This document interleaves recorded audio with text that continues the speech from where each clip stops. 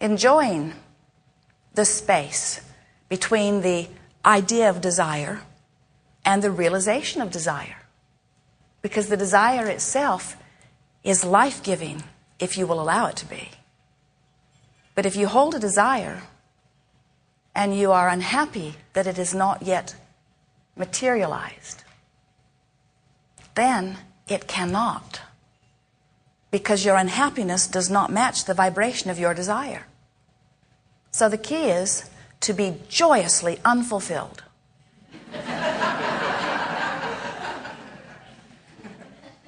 Well, the key is to be joyous, whether it has happened or not, just in the anticipation of it, or in the glee about the journey, or in the fun of you getting to mold it, or the fun of you getting to realize that you have a desire that you don't habitually, vibrationally agree with yet, because you have beliefs from past that don't quite jive with it. And so you recognize that while it is a desire, a hope, or a dream, that it's not yet a belief, but that's all right, because that's where the fun is. The fun is in bringing yourself to believing that which you desire. Now, if you knew what we knew, belief would come very easy to you. Because what we know is that all you have to do is identify a desire, and source energy answers it immediately. And so the only thing that is required in order for you to realize it or live it in the fullest sense of the word is you have to let it in. You have to be vibrationally harmonious with your own desire. But you say, it's hard for me to believe something that I have not seen with my own eyes or that I have not lived. And then we say, well, look at all of those other people who are living it. Why not you? And you say, well, I can believe that they can do it, but it's hard for me to believe that I can do it. And we say, that is utterly irrational. Why them and not you? Oh, you say, I've practiced many things that support my limitation. I recall things that were lived by others who also failed in this regard. And we say, well, why do you make those who have failed, or those that harmonize with your not getting what you want, why do you make that the most significant part of your vibration? And you say, it just comes naturally to me. I've learned it along my trail. Actually, what you say is, I don't really know why, it just is. I don't know why I feel this way, I just do.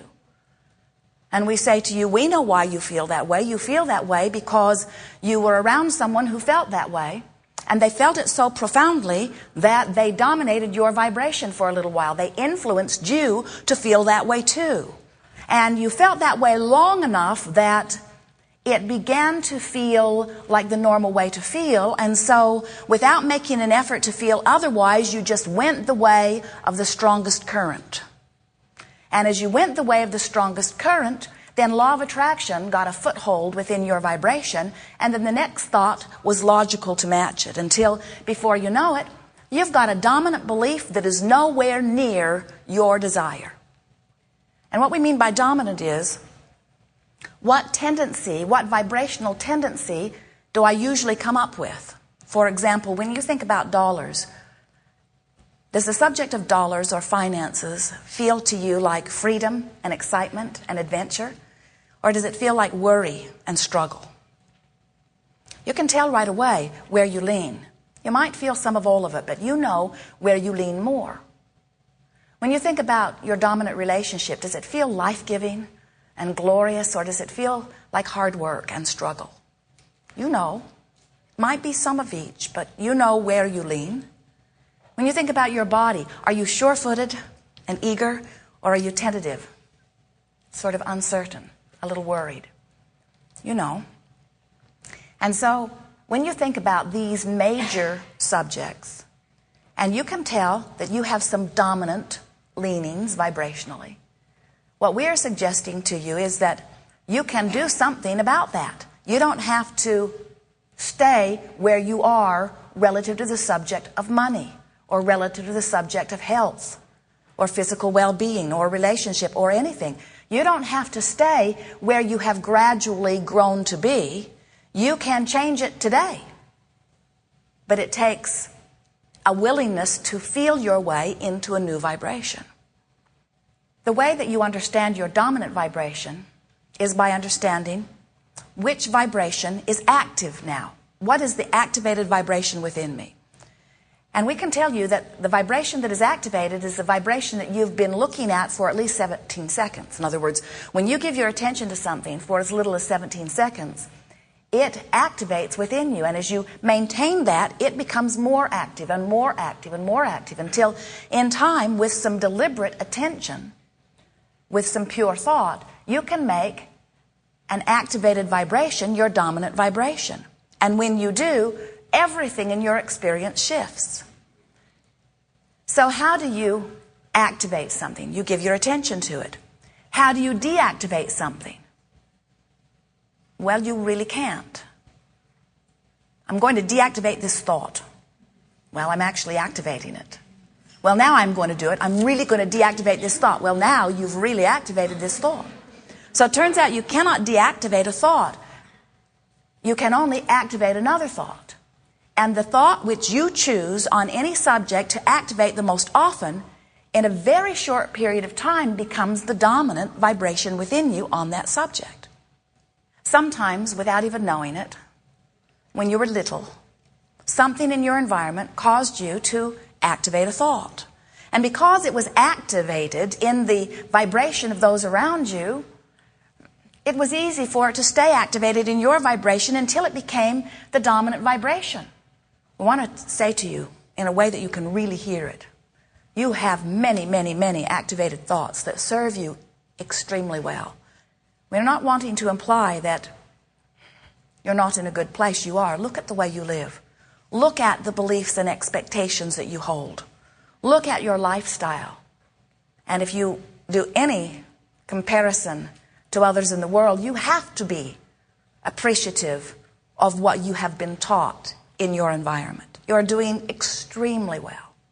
But this is a gathering of fine-tuning. This is a gathering where you get to decide how you want to vibrate on every subject that is important to you.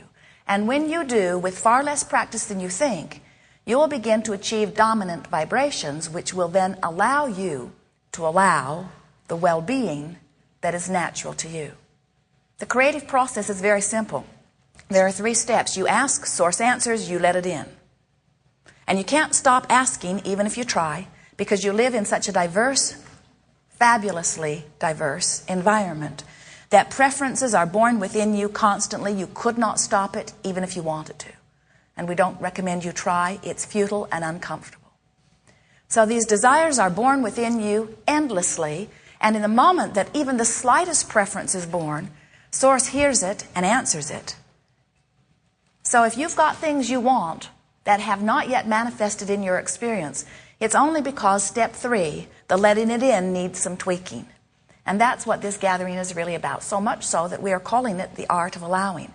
The art of being aware of how I'm vibrating by paying attention to the way I feel, and wanting so much to feel good that I keep reaching for thoughts that do feel good until I mold the vibration of my belief, that motor that always runs, into compliance with my own desire. Now, isn't that simple? All I have to do is want more to feel good than anything else. We have a question for you. We think it's a good one to begin with here today because it will give you a clear basis of understanding of what we know about the laws of the universe.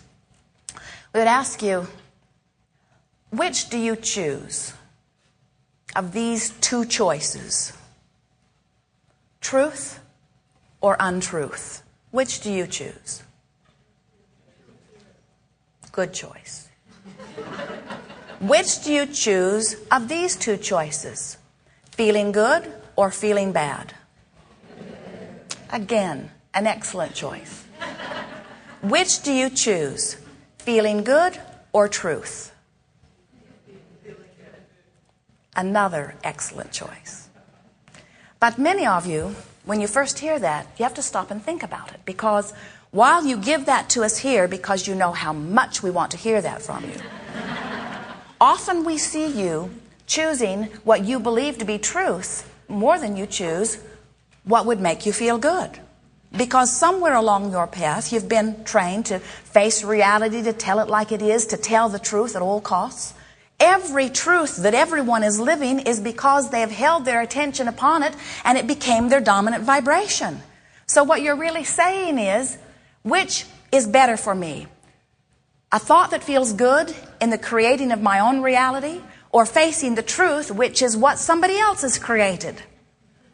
And we say, if you can really get it through your head that all these truths are only what somebody else decided for whatever reason, has nothing to do with you, to hold as their dominant vibration, then you begin to recognize what a skimpy, flimsy, irrational, really ridiculous method of creating your own experience that is. Why would you face truth if you don't want to live it in your experience? Well, now, there are many truths that we encourage you to focus upon. There are many glorious things that you see as true, that when you focus upon, they feel good. There are many truths that feel good. So what could be better than facing the truth and feeling good at the same time? We really recommend that. But when it comes to telling the truth or feeling good, never again struggle in that choice, because nothing is more important than that you feel good.